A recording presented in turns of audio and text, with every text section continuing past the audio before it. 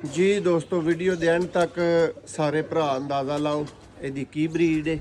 ਔਰ ਦੋਸਤੋ 5:30 ਵਜੇ ਹੁਣ ਇਸ ਟਾਈਮ ਵੀਡੀਓ ਬਣਾ ਰਹੇ ਹਾਂ ਦੋਸਤੋ। ਤੇ ਜੇਠਾਂ 'ਚ ਗਰਮੀਆਂ 'ਚ ਦੋਸਤੋ ਇਸ ਟਾਈਮ ਤੱਕ ਅਗਰ ਬੱਚੇ ਉਡਾਣੇ ਹੋਣ ਤੇ ਦੋਸਤੋ ਇਹ ਨਾਰੇ ਸ਼ੌਕ ਤੁਹਾਨੂੰ ਕਰਵਾਉਂਦੇ ਆ, ਤਸੱਲੀ ਤੁਹਾਨੂੰ ਕਰਵਾਉਂਦੇ ਆ। ਫਿਰ ਦੋਸਤੋ ਉਨੀ ਦੇਰ ਤੱਕ ਨਸਲ ਤੁਸੀਂ ਗੈਸ ਕਰੋ, ਫਿਰ ਜੀ ਭਰਾਵਾਂ ਨੂੰ ਅਸੀਂ ਨਸਲ ਦੱਸਾਂਗੇ। दोस्तों है ला तादाद दफ़ा शाम बैठा है, ला तादाद दफ़ा दोस्तों ये शाम बच्चे बिठांदा है भरावां नूं पर दा शौक करवा रहे हैं। देखो जी